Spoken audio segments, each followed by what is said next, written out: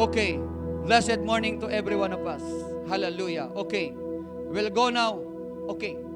How can someone be considered righteous if they are disobedient? Paano maituturing na matuwid kung masuwayin? Paano maituturing na matuwid kung masuwayin? Ano ba ang kinakalugdan ng Diyos? Ha? Ano ba ang kinakalugdan ng Diyos? Ano ba ang kalooban ng Diyos? Amen. Hallelujah. Palakpakan natin ng Panginoon sa buhay ng tatay ni Samantha. Hallelujah. Tayo ka, tayo ka, tatay ni Samantha, tayo ka. Yan. Yan yung pinapagaling ng Panginoon na naputok yung ugat sa ulo. Glory to Jesus. Hallelujah. Naputok yung ugat sa ulo. Sige po. God bless you, anak. You are welcome, bless. Naputok yung ugat sa ulo, ay, delikado yan. Yung maputok lang yung ugat sa liig, stroke na eh. Sa kanya, sa ulo. Sensitibo ang ulo natin. Kapag nagkakaroon ng bleeding ang ulo, comatose yan. Tama? Pero sa kanya, mensahe ng Panginoon yan. Actually, kung hindi mangyayari yan, hindi pa pupunta dito. Ngayon, nakikita mo na ngayon, hindi ka na dapat magliliban sa pagsamba sa Diyos kasi binibigyan ka ng pangalawang buhay. Ang anak niya ay 5. Paano na yan? Amen. Ang buti ng Panginoon, anak. Ang buti ng Panginoon sa'yo. Dahil nagbabaroon ka ng buhay. Sinong doktor? Ay, walang sinong doktor yan na pwedeng magagawa ng himala. Nakikita ninyo? Nakikita niyo ang ginawa ng Panginoon. Habang nasa ospital siya, siya pa yung nagdadala ng dextrose. Pumutok yung ugat sa ulo, siya nagdadala ng dextrose siya. Ay dapat yan, nakahiga lang. Bakit nangyayari yan? Kasi yung anak niya, may tunay na pananampalataya. Sabi niya, mag-text lang si Daddy Reb, gagaling ang tatay ko. Grabe naman yan. Palakpakan natin si Lord. Mag-text lang ako, gagaling. Nasa bundok ako. Hindi mo na ako pwedeng mag-entertain ng sagot, ng tawag. Nagtitext ako sa kanya. Sabi ko sa kanya, anak, pumanatag ka, magaling na ang tatay mo. Pero yung iba, bata. Subject is bata. Pero yung iba, yung matanda, sinasabi mo na, magaling ka na. Ay, parang walang nangyari. Bakit kaya? Ang tinitingnan dito yung puso. Puso't isipan mo. Yung laman ng puso mo, yan yung isipan mo. Amen. Pag sinabi mo sa bata, naniniwala siya, sumasampalataya siya. Tama? Pero yung matanda, sinabi mo na lahat-lahat, hindi pa rin naniniwala. Anong problema dyan? Di ba? So, simula ngayon, sabi mo sa katabi mo, magkaroon ka ng isang katulad na katangian ng isang bata na puspos ng pagtitiwala. Amen, amen. Hallelujah. Now, paano maituturing kung masuwayin? Paano maituturing na matuwid kung masuwayin? Tingnan po natin mabuti yan. Titigan niyo mabuti. Paano maituturing na matuwid kung masuwayin? How can someone be considered righteous if they are disobedient? Amen. Tandaan niyo po ito. Nasa pagsunod. Sabi mo, nasa pagsunod. Ang tunay na pagpapala. Ang tunay na buhay. At paghaba ng buhay. Sa pagiging masuwayin, sabi, sa pagiging masuwayin, tumatagal ang proseso. Totoo, diba? Tama? Tinan mo yung mga Israel. Ay, 40 years na naglakad sa desierto. Jesus na, mainit doon na. Mainit doon. Bakit sila doon dinala sa desierto? Para matuto. Para matuto. Nilagay sila doon para matuto. Doon pa sila sa desierto, walang mga puno. Jesus na, buti pa dito may puno pa. Doon mainit. Alam nyo, kahit na desierto yon, hindi na pudpud yung sandalyas nila sa 40 years. Palakpakan natin si Lord. Hallelujah! Hallelujah! Amen! Kung babasahin natin ng Bible, 40 years silang naglalakad sa desierto, hindi na pudpud yung sandalyas. Grabe naman yung sandalyas na. Anong klaseng sandalyas yan? Bakit? Amen, amen. Bakit ganyan? Kasama nila ang Panginoon. Amen.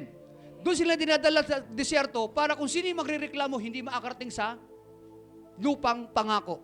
Sabi mo sa katabi mo, pagka mareklamador ka, hindi ka makarating sa langit. Tama-tama. Amen. Dapat alam mo kung reklamador ka o hindi. Amen. Kahit na nahihirapan tayo, amen, wag ka magrereklamo. Ay, woo! Thank you, Jesus. Say thank you, Jesus. Hindi ako magrereklamo. Kahit nahihirapan ako. Amen. Huwag kayong reklamador, ha? Magagaya kayo sa Israel. Nagkantamatay sila sa disyerto, kinain pa yung iba ng lupa dahil sa karereklamo. Jesus name. Akala nila pababayaan sila ng Diyos. Sabihin mo, hindi ka pababayaan ng Diyos. Minsan pag merong isang sitwasyon, nagrereklamo na eh. Jesus name. Hindi ka pa nga naglakad sa disyerto. Amen, amen. Ang katotohanan, ang pagiging masuwayin ay hindi maituturing na matuwid. Ang pagiging masuwayin ay hindi maituturing na matuwid.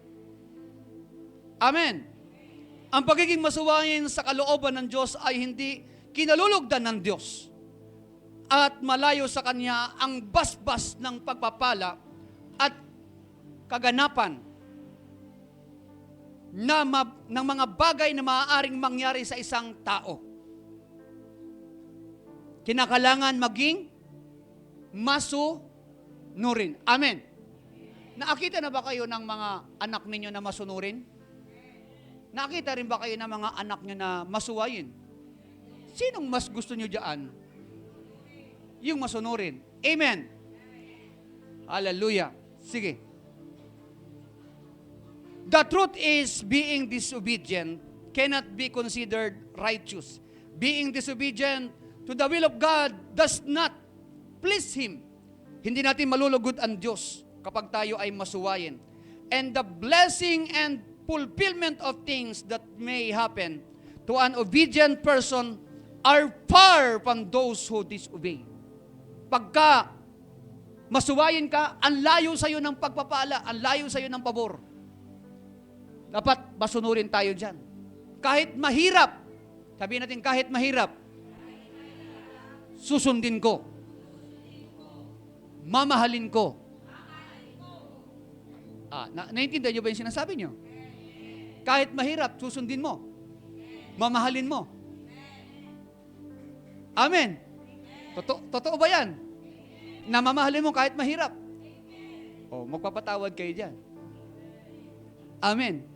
Tandaan nyo, tumatagal ang proseso pag walang pagpapatawad. Dumadali ang proseso pagka nagpapatawad. Amen, amen. So, may tuturing na masunurin ng isang tao pag siya ay sumasampalataya sa Diyos. Remember that. May tuturing na masunurin ang isang tao kung siya ay sumasampalataya sa Diyos na nakaayon sa kanyang isipan, sa isipan ng Diyos.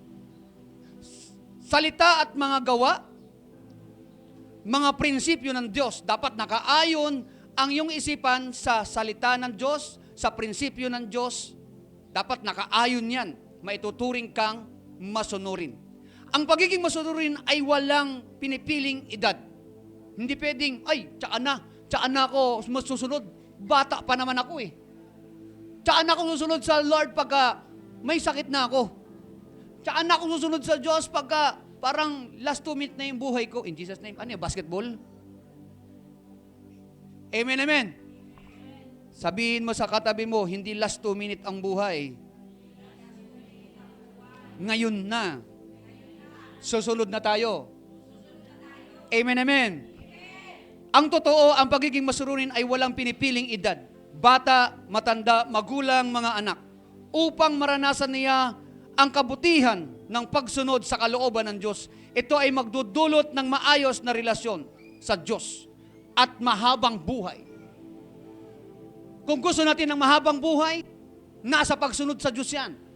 Kung gusto nyong umikli ang buhay, madali lang umikli ang buhay. Madali lang umikli ang buhay. Ha? Meron nung nakita sa amin, 104 years old bago namamatay. Siguro nadaanan nila Minister Dex yan kanina. 104. Meron akong sumunod naman nakita, 41 years old, patay na. Amen. Bakit may ganyan mga edad? Hindi pare-parehas ang kamatayan. Ngayon, tinutuklas natin ang buhay. Tinutuklas natin ang tamang pagsunod sa Diyos. Hindi tayo pupunta sa simbahan para makikita lang tayo diyan na nagsisimba. Dapat minimit talaga natin si Lord. Dahil yung buhay natin dapat naka-align yan sa Panginoon. Naka-align, nakaayon sa kalooban ng Diyos. Amen. Huwag tayong pupunta sa simbahan na hindi naka-align ang puso, ang isipan at damdamin sa Panginoon. Dahil sasayangin lang natin ang ating effort dyan. Manghihingi tayo ng kapatawaran sa Diyos. Magpapakumbaba tayo sa Diyos. Amen. Now, Genesis chapter 17 verse 1. Tingnan natin. Sinong tinutukoy dito? Si Abraham. Hallelujah. 99 years old. Sino 99 dito? Taas ang kamay. Wala pa. Siguro may 9. Pero 99, wala pa. Sabi niya, nang 99 na taong gulang na si Abraham, nagpakita sa kanya ang Panginoon. Hallelujah. At sinabi, ako ang Diyos na makapangyarihan. Palagi kang maging matapat sa akin at mamuhay ng matuwid. Matapat. Ano ibig sabihin ng matapat dyan? Dapat maunawaan natin yung katapatan dyan. Tapat sa salita niya, sumusunod sa salita niya. Amen? Sumusunod sa salita niya, tumatalikod sa mga masasamang gawa. Sabi niya, and when Abraham was 90 years old and 9, the Lord appeared to Abraham and said unto him, I am the Almighty God. I am the Almighty God. Dapat alam niyo yung ibig sabihin yan, interpretation yan. I am the Almighty God. Siya yung makapangyarihang Diyos. Tama po ba? Makapangyarihan Diyos. Pag sinabi makapangyarihan, wala nang iba, hindi ikaw. Pag sinabi makapangyarihan Diyos, nakasandig ka sa Kanya, hindi ikaw. Kasi sinasabi ng Biblia, huwag kang manangan sa iyong katalinuhan. Sa Kanya. Sa Kanya. Amen. Huwag kang magdidesisyon na parang yung ikaw lang ang may gusto. If you are connected, if you are aligned to the will of God, dapat naka-align ka sa salita ng Diyos. Amen. Huwag kang hihiwalay doon dahil makapangyarihan siya. Kapag humiwalay ka sa makapangyarihan, wala na. Walk before me. Walk before me and be thou perfect. Hallelujah. Say thank you, Jesus. To all online community, God bless you wherever you are. From different places, different country. All over the world. Be blessed in the name of Jesus Christ. Now, sabi niya diyan, verse 2. Tingnan po natin. Tutuparin ko ang kasunduan ko sa iyo. Pararamihin ko ang mga lahi mo. Bakit nagiging ganyan? Dumadami ang lahi. Mapalad to, mapalad ka, marami kang anak. Kasi, may punto ka na dito. Marami kayong anak. Kaya, yung mga anak mo na yan, yung mga anak mo, yung mga bata mo, pinapahalagahin ng church. Pag yan, si Darwin, yan sila, Sam. Mga matatalinong bata ito. Isa dyan maging senador, Jesus name, hallelujah. Isa dyan maging mayor ng Norsagaray. Hallelujah. Glory to Jesus. Tama-tama. Isa dyan maging ehenyero. Ay, hindi natin dito papapakawalan. Amen, amen. Mayaman ka. Mayaman ka. I tell you, huwag kang magdadalawang isip sa sinasabi ko. Mayaman ka. Amen. Sinasabi ko sa inyo kanina yung bata naniniwala, magsasabi lang si Reb, mangyayari. Mangyayari talaga yan. Kalooban ng Diyos yan. Amen, amen. So sabi niya, tutuparin ko ang kasunduan ko sa iyo. Pakinggan niyo mabuti ito. Dahil kasunduan ito. Sa tuwing sumasamba tayo sa Diyos, nakikipagkasunduan tayo. Tama po ba? Tuwing nakikinig ka ng salita ng Diyos, nakikipagkasundo ka sa Diyos. Tuwing nananahimik ka na nakikipagkasundo ka sa Diyos. Amen? Ibig sabihin, ikaw ay lumulugar sa isang sitwasyon na dapat ito ang mangyayari sa iyo kapag naipagkasunduan ka. Umaasa ka na may mangyayari sa kasunduan ninyo. At ang kasunduan natin ngayon ay sa pamamagitan ng Panginoon at ng kanyang mga salita. Tama po ba? Hindi mo dapat babaliwalain ang kasunduan na yan. Sa pagsamba mo sa Diyos, nakikipagkasundo ka sa Diyos. Pupunta ka dito at hindi ka makipagkasundo sa salita ng Diyos, ay sayang naman yung kasunduan na yan. Sayang naman yung pangako ng Panginoon sa iyo. Alalahanin mo yung pangako ng Panginoon sa iyo. Sabihin mo sa katabi mo, alalahanin mo ang pangako sa iyo ng Diyos. Okay, Genesis chapter 15 verse 6. Tingnan natin. Titingnan natin yung buhay ni Abraham. Hallelujah. Nanalig si Abraham sa Panginoon at dahil dito itunuring siyang matuwid. Kapag nananalig ka sa Diyos, anong turing sa iyo ng Diyos? Kapag hindi ka sumusunod sa salita ng Diyos, anong turing sa iyo? Ay hindi ka na matuwid. Tama? Ang pagiging masunurin, yan ang tanda ng pagiging matuwid sa harapan ng Diyos. Kapag tayo ay sumusunod sa salita ng Diyos, hindi ka kakalimutan ng Diyos.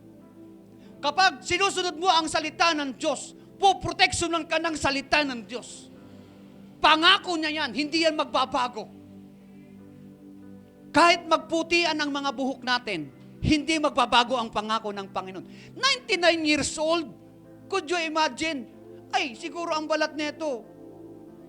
Hallelujah. Pero alam niyo po yung kutis dati, maganda pa, kahit 99. Kahit si Sarah ba asawa ni Abraham? Ha? Sarah, alam niyo ibig sabihin ng Sarah, meaning ng Sarah? Ha? Prinsesa. That's the meaning of Sarah, prinsesa. Amen.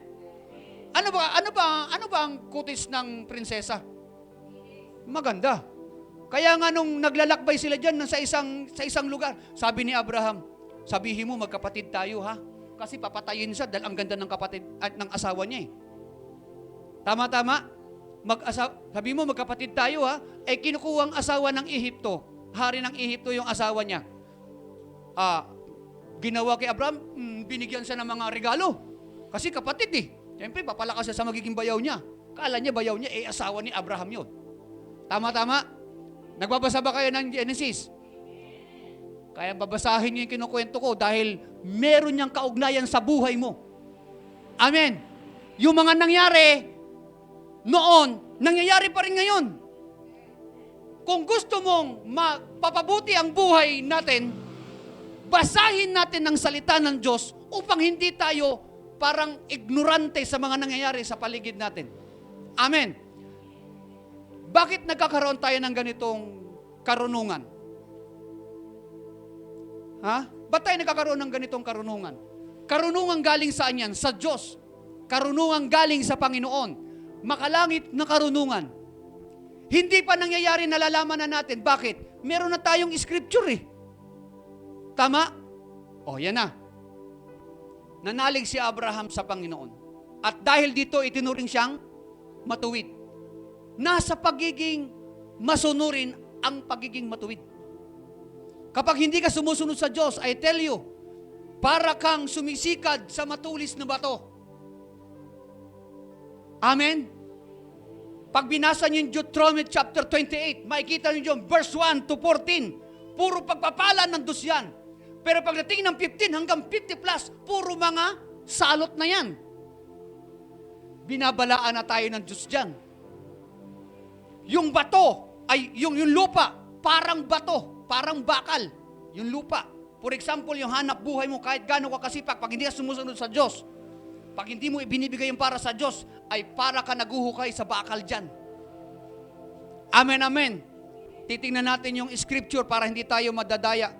Hindi lang tayo sunod ng sunod. Dapat alam mo yung sinusundan mo. Dapat alam mo yung ginagawa mo. You are bounded by the scripture. Amen. Say, thank you, Jesus.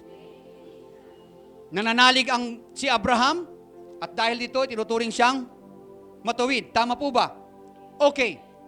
Acting God's words versus believing God's word. Acting God's word versus believing God's word. Ano ibig sabihin dyan?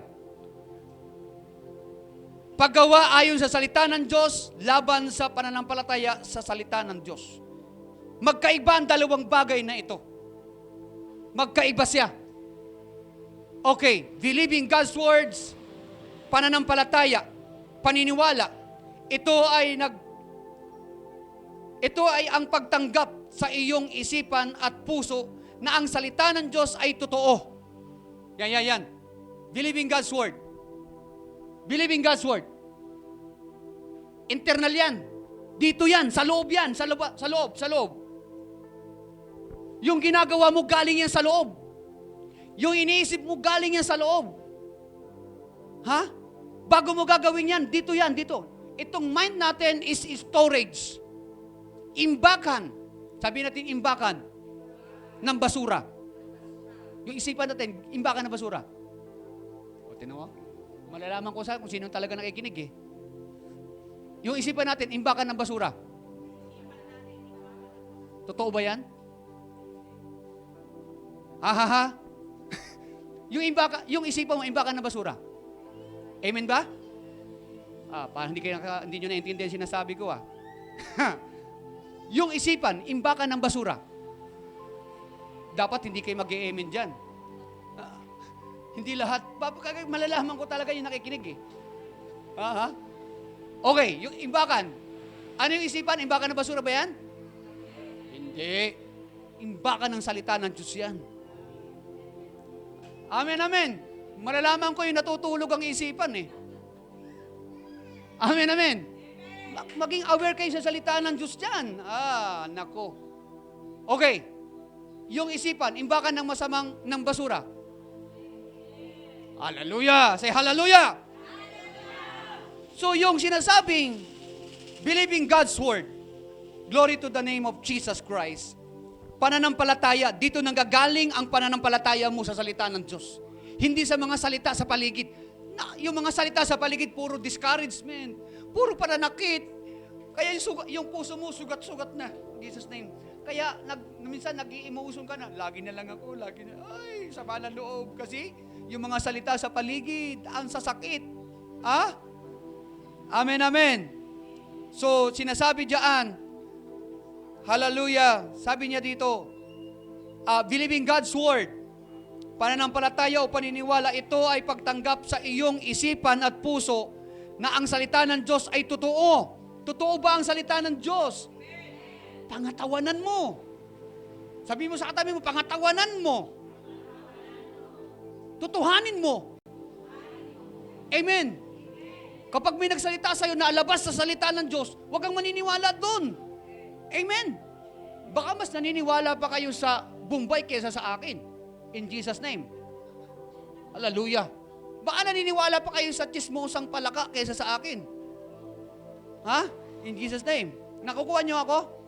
Hindi dapat ganyan yan. Dadaigin kayo ng bata. Pag sinabi ni Reb, mangyayari yan. Wala naman akong sasabihin na maikasasama ninyo. Tingnan nyo pag yung iba nagsasalita, nasasaktan ka. Bakit? Tinatanggap mo kasi. Nakukuha nyo? Pag yung iba nagsasalita, nasasaktan ka. Kasi bakit? Tinatanggap mo eh. Pag si Reb ang nagsasalita, hindi mo tinatanggap, kaya walang resulta. Amen? Dapat maging matalino tayo dyan. Amen. So, eternal yan. Eternal na aspeto ng pananampalataya galing sa loob. Pag sinabing acting o believing God's word, eternal yan. Sa loob yan. Okay. Acting in God's word. Acting in God's word. Pagsasabuhay naman yan. Yung narinig mong salita ng Diyos, isabuhay mo. Amen. Yung narinig mong salita ng Diyos, si Abraham sumampalataya sa Diyos at itinuring siyang matuwid. Tandaan niyo yun. Huwag niyong kalilimutan. Kaya pagpunta mo sa barangay, siyempre, ang daming bibig doon. Iba-iba ang mga salita. Walang pananampalataya sa Diyos. Pangit ang motibo. Pangit ang interes. Pakikinggan mo. Hindi naman sumasampalataya sa Diyos yan. So anong gagawin mo? Adjust ka, adjust. Hindi lahat pinakikinggan, hindi lahat tinatanggap. Amen. Ang pakikinggan mo yung salita ng Diyos kasi yun ang maakabuti sa iyo. Kapag ang salita ay hindi galing sa Diyos, nakakasira, witchcraft yan. Witchcraft, sumisira. Gumagawa ng danyos. Dumidestroy. Pag witchcraft, sumisira. Dinidestroy ka. Ang ganda ng isipan mo. Nakapagpuri ka sa Panginoon sa umaga. Oh, thank you, Lord. Thank you, Jesus. Pagdating mo doon sa barangay, may mga chismisan, sumali ka pa ng chismisan. In Jesus' name. Amen, amen. Sabi mo, huwag kang sasali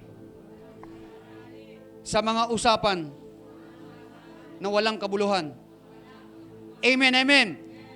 Acting in God's Word, pagsasabuhay, paggawa. Ito ay pagpapakita ng bunga ng iyong paniniwala sa pamamagitan ng iyong kilos at desisyon. Ito ay external, sa labas na to. Pagsasagawa na. Anong narinig mo? Anong narinig mo nung linggo? Yan ang gagawin mo sa buong isang linggo. Kaya mahalaga ang pakikinig ng salita ng Diyos. Sa pakikinig ng salita ng Diyos, nagkakaroon ka ng pananampalataya. Sa pakikinig ng salita ng Diyos, nagkakaroon ka ng buhay, ng lakas, ng kagalingan. Amen. Kapag sinasabi ng servant of God, I speak life, buhay, ay lahat na yan. Buhay sa financial, sa physical, sa spiritual, sa emotional. Buhay. Hindi tayo magsasalita dito na, mamatay ka na. Ay, in Jesus' name, hindi pwede yan. Mabuhay ka sa pangalan ni Jesus. Amen. Hindi natin sinasabi ito, manghina ka. No. Pagdating mo dito, pagkagaling mo dito at lalabas ka, walang lalabas na mahina. Amen. Amen. Palakpakan natin si Lord. Hallelujah. Walang lalabas na mahina ngayon. Amen, amen. Alam niyo yung labanan? Labanan? Gera? Hanggang ngayon, naikipaglaban tayo. Akala nyo ang buhay ay puro kain lang? Chicha? Ha? Hindi yan ang labanan. Ang labanan alay, nandiyan lang. Salitaan lang ang labanan. Kapag wala kang salita ng Diyos, wala kang weapon. Naintindihan niyo po ako, family?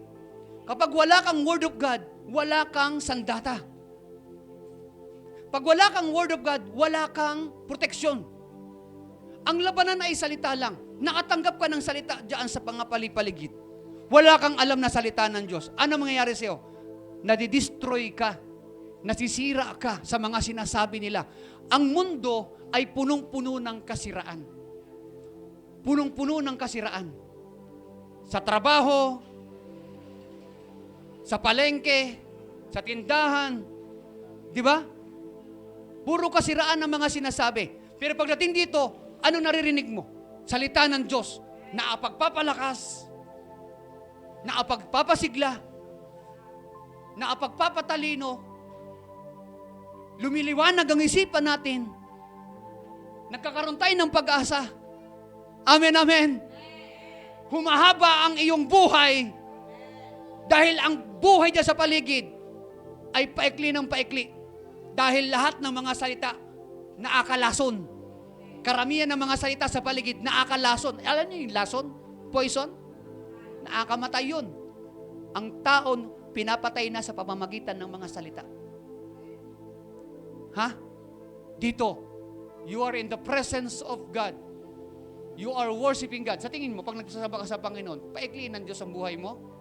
Sa tingin mo, pag ginagamit ng Diyos ang buhay mo, iikli ang buhay mo? Kahit marami pang wish ang ibigay sa iyo sa araw ng birthday mo, kung ang Diyos ay hindi mo ka-partner, maikli ang buhay dyan. Amen, amen. Palakpakan natin si Lord. Hallelujah. Kapag nakakadinig kayo ng mga salita ng Diyos, papalakpakan nyo ang Panginoon. Amen. Woo! Say palakpak sa Lord. Hallelujah. Pwede hindi papalakpak sa Panginoon. Ang buti-buti ng Panginoon, hindi papalakpakan. Hallelujah. Say thank you, Jesus. Nakikita natin, acting in God's words, pagsasabuhay. Amen? paggawa. Ito ay pagpapakita ng bunga ng iyong paniniwala sa pamamagitan ng iyong mga kilos at desisyon. Yung desisyon mo, galing yan sa napakinggan mo na salita ng Diyos. Tinay dati nung hindi pa kinakatinig ng salita ng Diyos, sino pinapakinggan ninyo? Kung sino-sino lang pinakikinggan ninyo. Kung kani-kanino lang nanggagaling yung mga salita, hindi nyo nga alam kung alin doon ang totoo at tama. Ano nangyayari? Susunod din kayo sa gusto nila, sa pamumuhay nila. Hindi tayo katulad nila. Amen? Sabi mo sa katabi mo, hindi tayo basta-basta. Amen, amen. Sabi mo sa katabi mo, hindi ka kakalad ka rin. Alam nyo, sinasabi nyo na yan, na hindi ka kalad ka rin. Huwag kang sunod ng sunod kung kani-kanino. Tama? Pag sinabi niya, oy, may bigayan doon. Wah, bigayan yun ah. Jesus, nabago ka agad. Ah? Amen, amen. Tanda mo, pag sumusunod ka sa Diyos, hindi ka ihuhuli. May para sa'yo. Amen. Kung totoo ka sa Diyos, mas totoo ang Panginoon sa'yo. Kung nagtitiwala sa'yo ang Diyos, ay dapat panghawakan mo yan. Panghawakan nyo. Amen. Hallelujah. Purihin ang mahal na Panginoon. Masasarap magsalita dito ah. Dahil may na nga nagre-response ng Amen. Amen. Thank you, Jesus. Hallelujah. So sa Biblia, madalas natin itong inihahalin tulad sa aral ni Santiago. Amen. Sa aral ni Santiago, binabasa dito, ang pananampalataya na walang gawa ay patay. Tama po ba?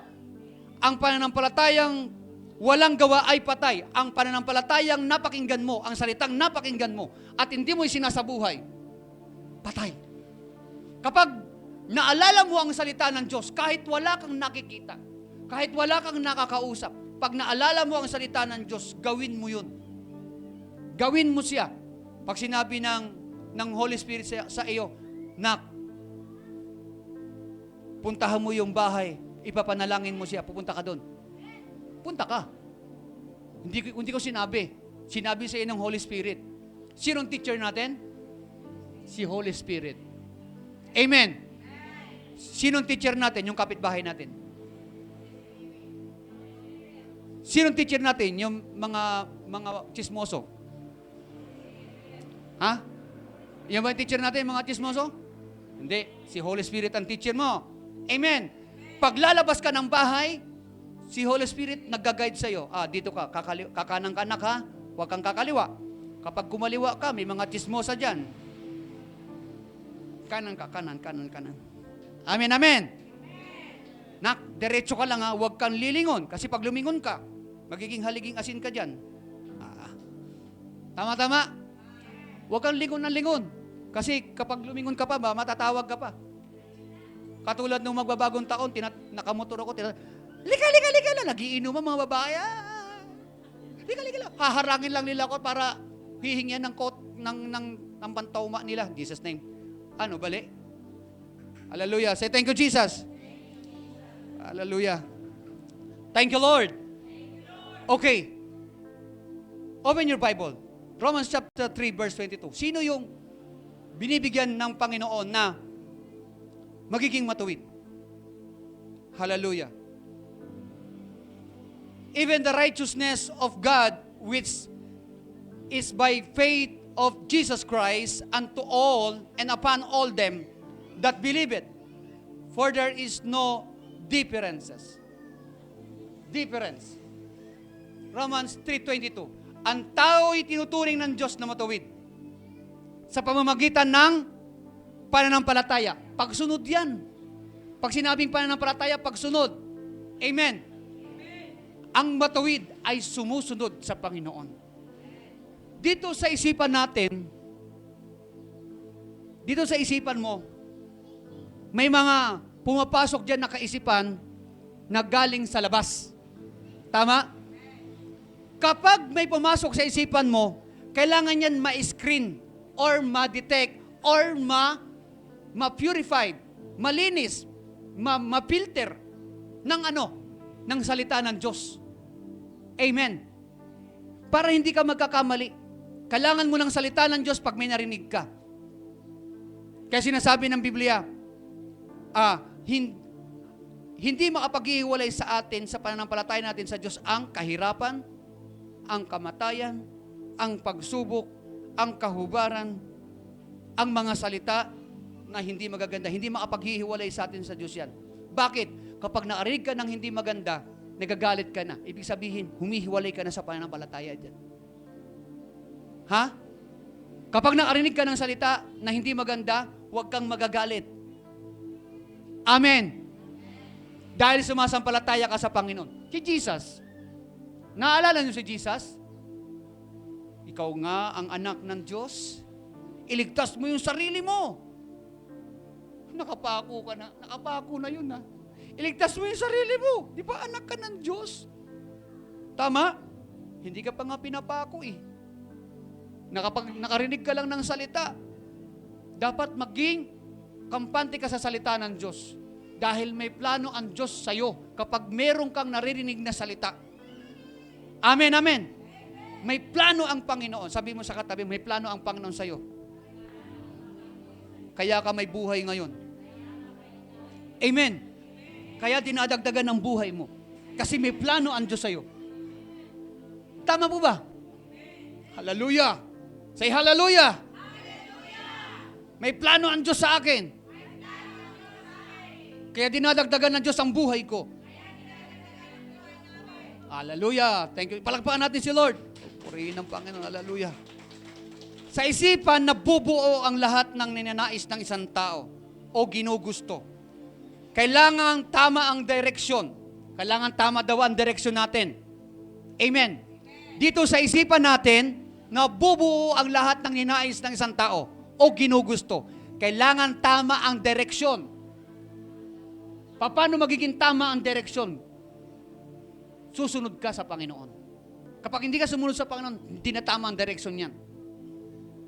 Kung hahanapin natin ito at sa ibang paraan, yan, yung gumagawa tayo ng mga paraan, mga idea. Dahil sa karunungan na nakita na nasa iyo, gumagawa ka ng paraan. Parang yun ang tama. Amen? Parang yun ang tama, pero yung dulo pala nun ay kapahamakan. Consider the Word of God. Seek ye first. Unahin natin na tayo'y pagharian ng Diyos. At yung prinsipyo niya masunod. Hindi yung kapamaraanan natin. Sasabihin natin, kung po pwede lang, Panginoon, hindi ko na maranasan ito. Itong kahirapan na to. Kunin mo na ako, Lord. Ha? Lord, sawang-sawa na ako sa hirap. Mabuti pa. Magpapakamatay na lang ako. Ha? May pumapasok na ganyan, di ba? Sino nakaisip sa inyo na nung mga nakaraang mga panahon? Ha? Nakaisip kayo ng ganyan? O yan, dalawa. Sino ba dito nakaisip dyan na magpapakamatay na lang ako sa sobrang daming problema? Taas pa ang kamay. Yan, si Minister Carlito. Tama? Ito, ay, naku. Hindi ka sana gumanda ng ganyan. Kung natuloy yun. Ang ganda ng buhay. Wow! Di ba? Ang ganda ng buhay. Di ba? Pero dahil sa walang nagtuturo, walang nagsasabi, wala kang kinukonsider na tagapagturo. Salamat sa mahal na Panginoon. Amen. Sabihin, salamat sa mahal na Panginoon. May nagtuturo sa akin ng tama. Kaya dapat igagalang, okay. Igagalang natin ang servant of God. Amen. Ako, nagpapasalamat ako sa inyo. Yan, mga nanay ko na kayo. Mas may mga edad kayo sa akin. Pero the moment na lumalapit kayo sa akin because you are trusting, nagtitiwala kayo sa akin, anong gagawin ko pag nagtitiwala kayo sa akin? Mas lalo kong pagbubutihan ang paglilingkod kay Lord. Amen. Amen, amen. Walang sandali na hindi ko kayo ipinapanalangin. Tandaan niyo yan. Walang sandali na hindi ko kayo naaalala. Hindi totoong hindi ko kayo naaalala. Kahit hindi ko kayo natatawagan, hindi totoong hindi ko kayo naaalala. When the moment I pray, pumapasok sa spirit ko kung sino kayo at ano ang kalalagayan ninyo. I am praying to God. Panginoon, pinapanalangin ko ang iyong bayan, ang iyong mga anak. Magkakaroon sila ng puso. Lorna, family Lorna, ang tagal mawawala, pero ano dyan, communication. Importante ang communication, relationship. Di ba? Tinuturing ko kayong pamilya. Tinuturing ko kayong mahalaga sa akin. Kung gano'ng kahalaga sa Panginoon, gano'n ang ginagawa ko. Amen. Kung hahanapin natin ito sa ibang paraan, at hindi tayo mananangan sa salita ng Diyos, amen, mapapahamak tayo dyan. Upang maranasan niya ang kabutihan ng Diyos sa mundong ito, siya ay mabibigo pagka yung kapaparaanan mo ang masusunod. Mabibigo ka kasi dinisenyo ito ng Diyos na makapangyarihan. So dapat hindi ka hihiwalay doon kasi siya yung may disenyo ng mundo. Amen. Wag na wag kang lalayo sa Diyos, sa kalooban ng Diyos kasi siya ang nagdumisenyo ng mundo. Hindi ikaw. Dumating tayo dito, mayroon nang yung mga bagay na yan. Amen. Sabi niya, hallelujah. Ngunit kung ibibigay natin sa Diyos ang pagkakataon na maunawaan natin ang ninanais niya, na hahanapin siya sa paraang nais niya, malulugod siya. Sa tingin mo, pag nalugod ang Diyos sa'yo, sa ginagawa mo, anong gagawin niya? Pahahabain niya ang buhay mo. Pahahabain ng Diyos ang buhay mo. Kung sinabi ng Diyos ay yes, sino ang magsasabi ng no? Ha? Pag sinabi ng Lord na yes, walang sino mang pwedeng magsabi ng no. Dahil sinabi na ng Diyos, yes. Walang maakapigil doon. Amen, amen. Palakpakan natin si Lord. Hallelujah. Ang Diyos ang nag-aaproba ng lahat ng ating ninanais. Ang Diyos ang nag-aaproba. Okay. Say thank you, Jesus. Thank you, Lord. Psalms chapter 37, verse 4. Okay, look at that. Ito yung minimeditate ko nung nasa mountain ako. Unang pasada ng mensahe sa akin ng Panginoon ay ito. Unang mensahe sa akin ng Panginoon sa mountain ay ito. Okay. Tingnan po ninyo, look at that. Sa Panginoon mo hanapin ang kaligayahan. Tanong, ano ang nagiging kaligayahan mo ngayon? Ha? Saan ka nagiging maligaya ngayon? Sa gusto mo? O sa gusto ng ibang tao? O sa gusto ng Diyos? Dapat sa gusto ng Diyos. Ano yung gusto ng Diyos? Ano nais ng Diyos? Kapag yung nais ng Diyos ang ginusto mo, I tell you family, hindi mahirap ang mga bagay na hinihiling natin sa Diyos. Tumatagal yung proseso ng pagpapala sa atin because nahihiwalay tayo sa kagustuhan niya. Yung mapaligaya natin ang Diyos. Paano natin napapaligaya ang Diyos? Sa pagsunod. Madaling sabihin, ako ay sumusunod sa Diyos. Madaling sabihin yan. Kahit yung mga unbelievers, sinasabi yan. Kahit yung lasinggero. Kahit yung lasinggero, sinasabi niya, sumusunod siya sa Diyos. Tama? Kahit yung drug addict, pwede niya sasabihin niya, sumusunod ako sa Diyos, pero addict siya. Yung mga chismosa, pwede niya sasabihin, sumusunod din ako sa Diyos. Di ba? Pwede naman nila sasabihin niya, pero ang tanong, isinasabuhay ba nila yan? Sa Panginoon mo, hanapin ang kaligayahan at ibibigay niya sa iyo ang ninanais mo. Marami tayong kailangan. Yang mo na yan, yung ninanais mo, ang dami niyan. Ang dami kang hinihiling sa Diyos. Pero meron ka bang nakukuha? Meron ka ba ng akamit? Yung iba humihiling pero hindi nakakamit. Bakit? Bakit hindi nila nakukuha? Sabi sa James chapter 4, makikita natin doon, verse 2. Makikita natin doon, humihiling kayo pero hindi kayo nakakatanggap. Bakit? Nag-aaway-away. Nagkakagalit. May nais ang Diyos sa'yo na ibibigay pero hindi niya maibigay kasi nag-aaway-away. I tell you, to all viewers right now, marami tayong hinihiling pero hindi natin nakakamit kasi nag-aaway-away. hindi nagkakaisa, hindi nagpapatawaran. Yan ang balakid, yan ang barrier. Kaya hindi nakakamit ng isang tao ang ninanais niya, yung hinihiling niya sa Diyos. Sa tingin niyo, madamot ang Diyos? Hindi siya madamot. Hindi siya madamot. Napipigilan siya. Gustong-gusto niya nang ibigay sa iyo. Pero dahil sa katigasan ng ulo, hindi niya maibigay. Ikaw nga, magulang tayo, di ba?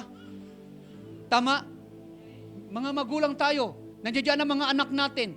Kung sino yung masunurin, parang hindi pwedeng hindi mo hahalikan yan eh. Tama? Amen, amen? Kapag masunurin yung anak mo, hindi pwedeng hindi mo hahalikan yan pag natutulog pa eh. Tama, tama? Pero yung anak mong medyo mabait. Hallelujah. Thank you, Jesus. Amen, amen. Oh, glory to the name of Jesus. Glory to the name of Jesus. Verse 37. Psalms 37, verse 5. Commit thy way unto the Lord. Trust also in Him. Also. Walang sinabi diyan, others. Also lang, sa Kanya lang yan. Amen? Ipagkatiwala mo sa Panginoon ang lahat ng iyong ginagawa. Magtiwala ka sa Kanya at tutulungan ka niya. Ano sabi? Magtiwala ka, hindi maguluhan. Magtiwala ka, hindi ka magre-rebelde, magrereklamo. Magtiwala ka lang. Kahit may nakikita kang parang humaharang to sa akin. Magtiwala ka sa Diyos. Lalampasan mo yan. Amen? Matatapos yan. Ano pa? Verse 6. Hallelujah. Say thank you, Jesus. Verse 7. Punta tayo sa verse 7. Pumanatag ka sa piling ng Panginoon. Kahit may problema ka, pumanatag ka. Stay ka sa presensya ni Lord. Sagot ka niya. Amen. Sabi mo sa katabi mo, sagot ka ni Lord. Huwag ka mag-alala. Kahit inaaway ka. Amen, amen. Ang problema, itong salita na to, minsan hindi umi-epekto sa'yo kasi hindi mo inuunawa. Ha? Hindi mo inuunawa, kaya umi-epekto sa'yo yung salita ng iba. Dapat, kaya sinasabi, no words create us shall prosper. No words create us. Walang salitang nilikha na laban sa'yo na magtatagumpay. Ang problema, hindi mo alam. Dinadaya ka lang ng pakiramdam mo. Eto, listen to this family, look at me. Wag na wag kayong magpapadala sa damdamin ninyo. Kuha? Wag na wag kayong magpapadala sa damdamin ninyo. Wag ka magpapadomina sa iyong isipan. Sa nararamdaman mo. Wag ka magpapadominante dyan. Sa salita ka ng Diyos, pumanatag ka. Amen. Hindi ka magtatagumpay pagka na-dominante ka ng isipan mo, ng nararamdaman mo. Nakukuha niyo ako? Yung isipan niyo. Huwag ka magpapadominante sa isipan mo. Doon ka sa salita ng Diyos. Pumanatag ka sa piling ng Panginoon. When the moment I praying to God, nung unang mga fasting ko, sabi ng tiyan ko, krok, krok, krok, krok, krok, krok, krok, krok, krok. May tugtog eh. Krok, krok, krok, krok, krok, krok, krok, krok. Calling a friend na. Krok, krok, krok. Parang digital na yung mga pagkain sa isipan ko. Pero yung pangalawang fasting ko, wala na. Hindi na ako nagpapadominante sa isipan ko. Kasi pag yung isipan ko ang nangungusap sa sarili ko, na gagawin ko ito, manghihina ako. Kailangan pumanatag ako sa salita ng Diyos, na hindi lamang sa tinapay mabubuhay ang tao, kundi sa mga salitang lumalabas sa bibig ng Diyos. May binasa akong salita. Kapag nagugutom ako, babasahin ko yung salita ng Diyos. Dumidigahi ako. Nabubusog ako. Hallelujah. Palakpakan natin si Lord. Magtatagumpay ka. I tell you, sa lahat ng mga nagpapasting para sa Panginoon, hahaba ang buhay ninyo. Amen. Huwag kayo kain ng kain. Pagka may problema kayo, may kalalagayan kayo, magpapasalamat kayo sa Diyos. Pag sinabi ni Lord na magpapasting kayo, magpasting kayo. Paalam lang kayo sa servant of God para maipag-pray kayo. Amen. Ihahanda nyo yung sarili. Tuturuan ko kayo, ihanda ang sarili para sa ganyang gawain. Dahil may pagkagawa sa inyo ang Panginoon. Pag may pinagawa sa iyo ang Panginoon, sa tingin mo, hahaba ang buhay mo o ikli? Pag may pinapagawa sa iyo ang Lord, hahaba ang buhay mo. Alam niyo ba kung ilang taon namatay ito si Abraham? 960 pa, Pastora? 960. Yung hindi sumusunod sa Diyos, baka 60 lang hindi makaabot eh. Ha? I tell you, pag sumusunod ka sa Diyos, may pinagawa sa iyo ang Diyos, hahaba ang buhay mo. Sino gagamitin? Ikaw! Amen! Sabihin mo, ako ang gagamitin ni Lord. Amen. Masaya ba kayo dyan? Masaya ba kayo dyan sa naririnig ninyo? Nagagamitin ka ni Lord? Tingnan mo, humahaba yung buhay mo kasi ginagamit. Humahaba ang serbisyo kapag nagagamit. Tama? Kahit anong bagay, pagka ginagamit, humahaba ang serbisyo niyan. Pag hindi nagamit yan, ay umikli ang buhay. Alam niyo po yung tricycle na gamit ko? 10 days hindi siya napaandar, ay hindi na umandar. Oh, grabe. Nung nakaraan linggo, kaya kami, 1 oras ako nagpapapadyak. Hindi na umaandar. Kasi hindi ko nagamit eh. Naalala ko yung mensahe na dinideliver ni Lord sa akin, pumanatag ka. Pumanatag ka sa feeling ko. 1 hour na ako nagpapadyak. Ang aga-aga ko, pupunta ako dito. 1 oras pa lang sa padyakan pa rin ako. Ay, kunin na lang, buti na lang, mayroon pang isang motor. No, motor na lang tayo. Hallelujah. Purihin ang Panginoon. Hallelujah. May purpose. Amen. Lahat ng bagay na nangyayari sa atin, may purpose. Amen. Huwag mong kainggitan ang masasama. Kasi mainipin ka eh. Kaya nagiging naiinggit tayo sa kanila kasi mainipin ka. Ano sabi? Huwag mong kaingitan ang masasama na gumiginawa kahit pa magtagumpay ang masasamang plano nila. Nagiging mainipin tayo. Lord, kung kailan pa ako nagpipray ng madaling araw, tsaka pa ako nahirapan. Kung kailan pa ako nagkakaroon ng time sa pananalangin, tsaka pa ako nagkaganito. Buti pa yung hindi nagpipray, ang daming pera. Buti pa yung hindi nagpipray, parang ang sagasagana nila. Di ba? Sabi niya, huwag mong kainggitan ang masasama na gumiginhawa. Kahit pa magtagumpay ang masasamang plano nila. Laban sa'yo, or painggitan ka pa, huwag kang maiinggit. Second verse, next verse. Tingnan natin. Pakinggan nyo itong mabuti, dahil ito ay mahalaga. Huwag kang magagalit. Hallelujah. Lagi na lang ganyan, pastor, narinig ko sa'yo, huwag kang magagalit ah. Ha? Huwag kang magagalit. Sabi mo sa atin mo, huwag kang magagalit.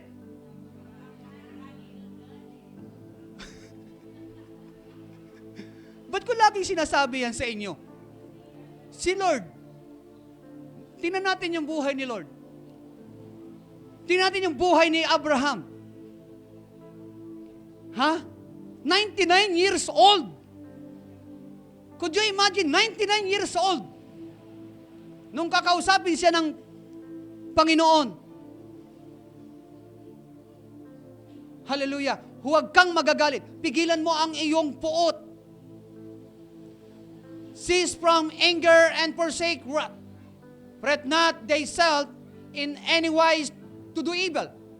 Pigilan mo ang iyong puot, ni huwag kang mababalisa. Sabi ko sa inyo, huwag kayong mababalisa, huwag kayong maiinip. Amen? Alam nyo, yung mga nababalisa, yung mga naiinip, kulang sa pananampalataya, kulang sa pagtitiwala sa Diyos. Kapag ikaw ay nababalisa na, naguguluhan ka na, nag-aalala ka na, wala ka na sa pananampalataya. I tell you, wala ka na sa pananampalataya. Lumalabas ka na sa pananampalataya. Parang mas makapangyarihan na yung pag-aalala mo o pagkabalisa mo kaysa sa salita ng Diyos. Sabi ng Diyos, pumanatag ka. Pumanatag ka. Nakakapanood kayo ng Superbook? Nung panahon na ipapanganak si Jesus Christ ni Maria, ipapapatay yung mga sanggol 2 taon pababa. Nakikita na doon ni Chris, sabi niya, anong tawag niya doon? sino ba tatay niya? Mang Jose, sabi, Mang Jose, hindi po ba kayo nag-aalala? Dahil ipapatay yung baby, narinig niya kasi yung usapan ng paraon eh. Papatay yung mga, di ba kayo nag-aalala? Chris, hindi nadinig ni Jose ha? Chris, may plano ang Panginoon. Lagi yung iisipin nyo, may plano ang Panginoon. Amen? Pag may mga discouragement, may plano ang Panginoon. May disappointment, may plano ang Panginoon. Amen? Sabi mo sa katabi mo, may plano ang Panginoon. Huwag kang mabalisa. Next, dahil ito ay makakasama sa iyo. Makakasama sa iyo. Pag magagalit ka, pag napupuod ka, pag nababalisa ka, makakasama sa iyo yan. Yan, tumatagal ang proseso. Could you imagine, Israelites, bakit sila tumatagal dun sa sa desert? Because, dinala ba kami dito para mamatay? Na doon sa Ehipto, kain ng mga karne, lahat, nakakain namin, dito sa desierto. Wala kami makain, wala pang tubig. Kaya nga pinagpapasting ko kayo para hindi kayo mahilig sa pagkain eh. Para hindi kayo reklamo ng reklamo. Gutom na ako, pastor. 12:00 na.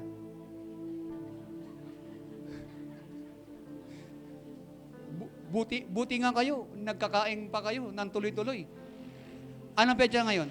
18? Oh, nakaka-18 days na ako na fasting. Hallelujah. Amen, amen. Yung kalahati dyan, ano yan? Day and night yan. Yung kalahati dyan is day. Day lang. 12 hours. 6 to 6.